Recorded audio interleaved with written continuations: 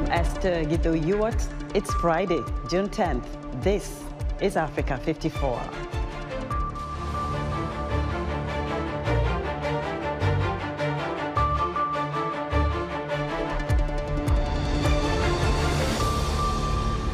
Nigerian authorities blamed the Islamic State West Africa province for the deadly church attack that killed dozens.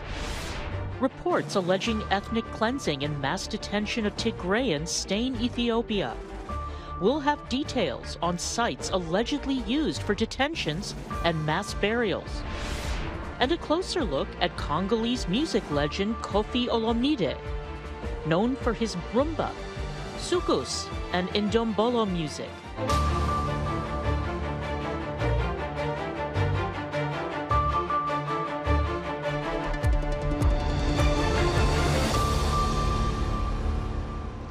Tragedy has again struck in Nigeria, where suspected Islamist fighters killed 25 people Thursday in northeastern Borno State, according to 2 residents and a military source. Residents say gunmen arrived on motorbikes in Boboshe Mkadla village, where they fired on people who were searching for scrap metal in a nearby forest.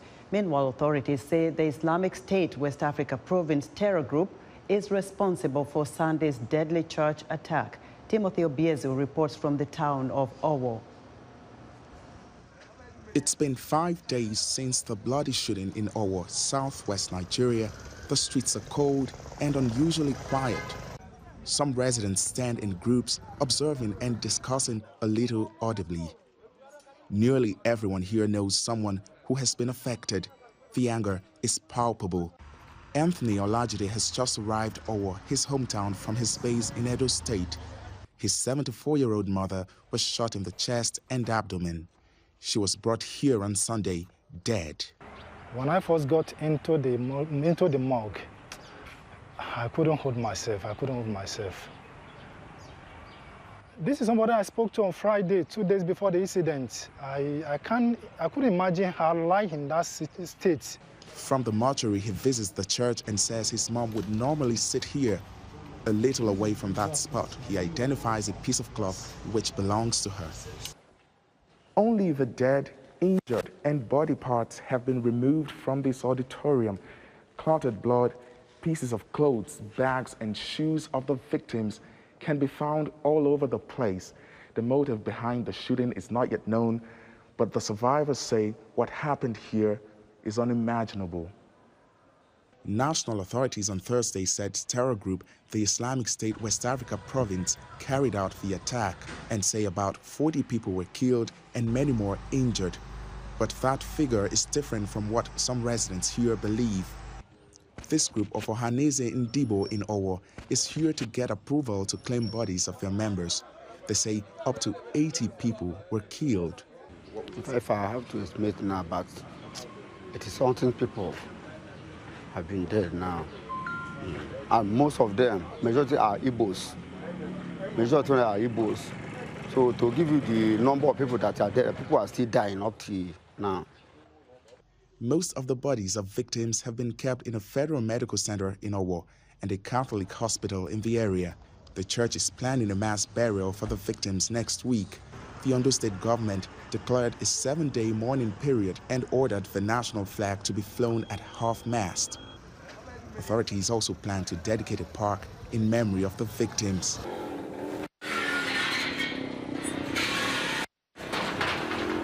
This gate is the only way in and out of the church. Some survivors say the attackers escaped in a vehicle this direction, which is normally a very busy street. No forests, no hideouts, just people, their houses and businesses, and that raises serious concerns. Timothy Obiezu for VOA News, Owo, Ondo State, Nigeria.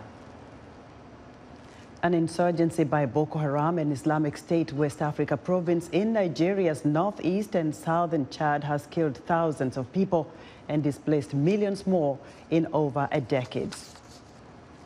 The war in Ethiopia has revealed reports alleging ethnic cleansing and mass detention of Tigrayans, including in the western Tigray region, where authorities have prevented entry to rights groups and journalists.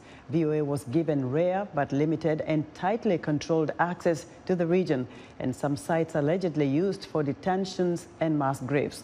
Henry Wilkins reports from Humera. Humera, a focal point for rights groups investigating claims of ethnic cleansing against Tigrayans. Human Rights Watch, which provided these illustrations and satellite images from a recent report, alleges Amhara security forces in the Ethiopian town have detained large groups of ethnic Tigrayans without charge. One of the last and latest phases, which was from November, December through to January this year, where we were again seeing mass arrests of Tigrayans who were remaining in certain towns, notably in the town of Humera, detentions in 2 facilities in particular, one prison in Humera town and one makeshift warehouse facility. A BBC report in May quoted locals in Humera alleging Tigrayans were executed there and buried in mass graves. Ethiopian authorities blocked independent investigators and journalists from the area until May, when they gave VOA rare and unexpected access. Visiting the Agricultural Institute or the Guna warehouse and other sites mentioned will show how they fabricated the story. No innocent people are imprisoned in Humera. As the saying goes, seeing is believing. Why don't you go and see some of the places?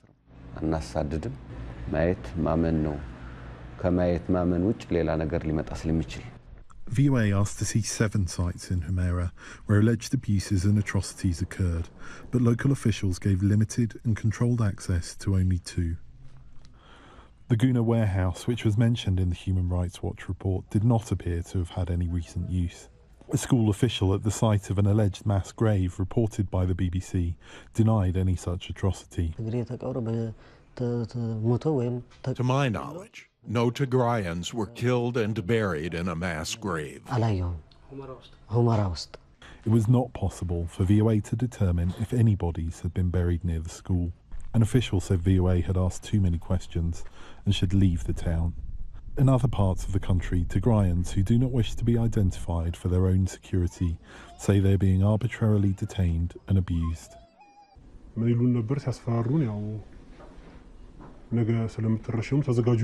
terrified us by saying, "Get ready, you're going to be killed by tomorrow." There was not sufficient food to eat for the detainees who came from all professions. The place was so hostile, we all suffered there. All of us lost weight.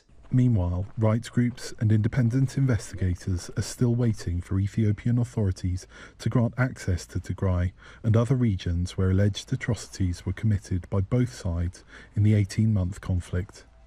Ethiopia's government and Amhara forces have denied claims of ethnic cleansing in West Tigray. Henry Wilkins for VOA News, Humera, Ethiopia. Somalia's newly elected President Hassan Sheikh Mohamud used his inauguration speech to appeal for international help to stave off a famine that threatens his drought-stricken country. The president also spoke about the security challenges posed by extremist groups in the country. We need to join hands with the rest of the world on security, and in particular with the Horn of Africa countries, which are today faced with security challenges emanating from terrorist groups like Al-Shabaab and ISIS. As such, it is imperative for us to unite and work together in order to defend ourselves against those enemies, in order to save our people against them. The East and Horn of Africa region is facing a severe drought that is threatening lives of hundreds of thousands of people, and Somalia is vulnerable to that drought, and there are fears already that some areas might face famine. That was new Somali President Hassan Sheikh Mohamud. Belgium's King Philippe is visiting the Democratic Republic of Congo. VOA's Jackson Vunganyi spoke to Professor Adam Hochschild, the author of the best-selling book King Leopold's Ghost, a story of greed, terror, heroism in the colonial Africa, and asked him about the significance of King Philippe's visit to the DRC. I think people make a distinction, and you would have to actually talk to a lawyer to get the full meaning of this, I think. People make the distinction between expressing an apology, which sort of is a statement that I or somebody I'm connected to actually did something wrong, and expressing regrets. And regret sort of makes it a little bit more distant, and I think doesn't raise so quickly the issue of reparations. And so all the statements that King Philippe has made about what happened in the Congo, that British prime ministers and the Queen have made about British slavery and so forth, they're all very carefully phrased to not give the basis for a lawsuit demanding reparations. Those lawsuits still will happen. And of course, these monarchies or these institutions have enough wealth to actually pay up if they were ever forced to to pay for reparations. I don't understand why they are never forthcoming about at least if not to repair a historical ill that is very much pervades the contemporary society.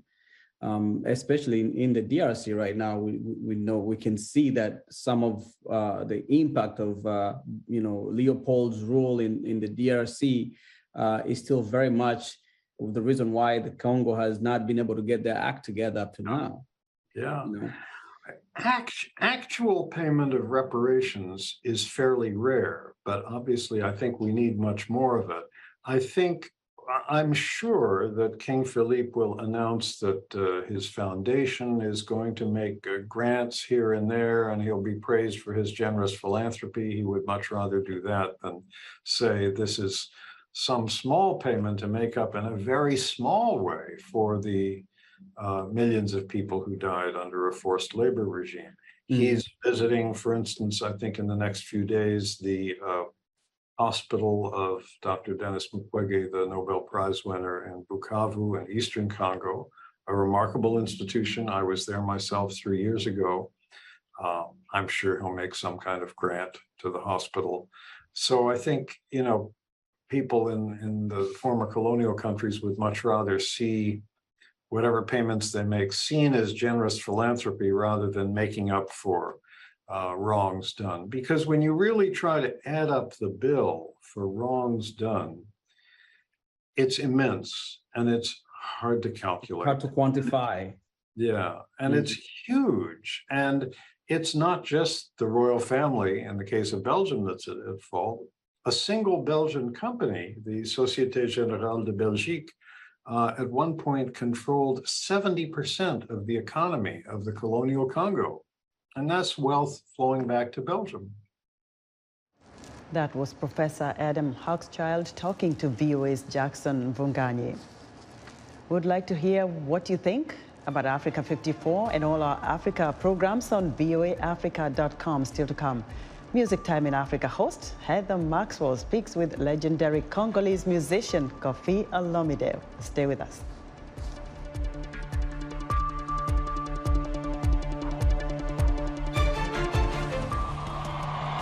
A new flag, a new country, a new sense of hope. Millions of South Sudanese around the world celebrated Independence Day. Finally, peace after 21 years of conflict that had killed and displaced millions. 11 years later, ongoing conflict and fulfilled peace agreements as the country's leaders fight for power. Hopes of peace dashed, along with expectations of better education, health care, and standard of living. South Sudan, there was no state to begin with, so what we should be talking about in South Sudan is a state formation, not a state collapse. South Sudan now grapples with questions of what happens now. On Tuesday, June 14th, tune in to a one-hour special virtual panel discussion on the way forward for South Sudan. After more than a year of investigation, the U.S. January 6th committee held its first public hearing Thursday night, making the case before the American people that former President Donald Trump directed his followers to storm the U.S. Capitol as part of a conspiracy to hold on to the presidency. VOA's congressional correspondent Catherine Gibson has more. With intense and previously unseen video, and in testimony from a documentary filmmaker and a U.S. Capitol police officer who suffered a traumatic brain injury. I saw friends with blood all over their faces. I was slipping in people's blood. 6 Democratic and 2 Republican lawmakers made public for the first time their year-long investigation into the January 6, 2021 breach of the U.S. Capitol. It was domestic enemies of the Constitution who stormed the Capitol and occupied the Capitol, who sought to thwart the will of the people to stop the transfer of power. And so they did, so at the encouragement of the President of the United States. The President of the United States trying to stop the transfer of power, a precedent that had stood for 220 years. Trump was impeached in January 2021 for inciting that riot, just 1 week before leaving the White House. Lawmakers leading the congressional investigation, encompassing hundreds of interviews and thousands of documents, said they will go further, making the case Trump planned and executed a violent coup to hold on to the presidency. President Trump summoned the mob, assembled the mob, and lit the flame of this attack. You will also hear about plots to commit seditious conspiracy on January 6th, a crime defined in our laws as conspiring to overthrow, put down, or destroy by force the government of the United States. This first hearing focused on the Proud Boys and the Oath Keepers, extremist groups with individuals who have been charged with seditious conspiracy in connection with the January 6 attack. Filmmaker Nick Kested testified about filming those groups that day. I documented the crowd turn from protesters to rioters to insurrectionists. I was surprised at the size of the group, the anger and the profanity. All but a handful of congressional Republicans have already claimed the investigation's results are illegitimate. It is the most political and least legitimate committee in American history. It has used congressional subpoenas to attack Republicans, violate due process, and infringe on the political speech of private citizens. But in 4 more hearings throughout this month, committee investigators said they would prove Trump made a coordinated, multi-step effort to overthrow the results of the election. With upcoming midterm elections deciding control of Congress, the stakes for making that case are high. It was a clear, flagrant violation of the Constitution. I think these guys and women broke the law, tried to turn around the result of an election. The January 6 committee does not hold any legal power, but can recommend prosecutions to the Justice Department. To date, more than 725 individuals have been arrested for their actions that day. For more on the January 6th insurrection hearing, joining me live via Skype is VOA's congressional correspondent Catherine Gibson. Catherine, welcome back to Africa 54. What is new in this hearing? Oh, there is so very much to unpack from just this first primetime hearing. We learned that the president's advisors in the days and weeks leading up to the January 6th attack of the U.S. Capitol had been telling him that his false claims that the 2020 election had been rigged against him were patently false, that there was no evidence, no proof. We heard that in tape depositions from his former Attorney General Bill Barr, and we even heard it from his daughter, who was a presidential advisor. Ivanka Trump said she knew that the election had not been rigged against her father. Democratic investigators are using these depositions to prove that the president knew that he was advancing lies and that then he directed his followers to overturn the results of the election on January 6th. That was a powerful moment when we heard about that. What are some of the profound reactions you are getting after this hearing? Well, we saw 12 minutes of previously unseen video footage from outside the U.S. Capitol on January 6th and inside the hallways of Congress. We had already seen some footage in news reports and during the impeachment of President Trump, but this was new body camera footage from the Capitol police officers, from security cameras, and it depicted outside the U.S. Capitol. It was very difficult footage for many of the people inside that hearing room to watch. And so far, monitoring the reaction today, there is a lot of reaction to just how intense that fight was. There's really a new understanding today in the United States about what exactly happened on January 6th because we saw that footage. And briefly, what should we expect to hear in the coming days? Well, we're going to get at least 6 more congressional hearings that the committee is going to be holding throughout the month of June. We already know that there are going to be 3 hearings just next week where we'll be hearing more about the links between the extremist groups and President Trump, and also his efforts to take apart the U.S. Justice Department so that he could then claim the U.S. presidency again. So there will be many, many more revelations in the upcoming weeks ahead. Catherine, thank you very much. Catherine Gibson is VOA's congressional correspondent. And it's time now for our entertainment report. And joining us now is Music Time in Africa host Heather Maxwell. Hello, Heather. Hi, Esther. Hello, everyone. I have an interview with you of the amazing legend of Congolese music, Koffi Olomide. He stopped by our studios earlier this week. You have just been appointed cultural ambassador for Congo.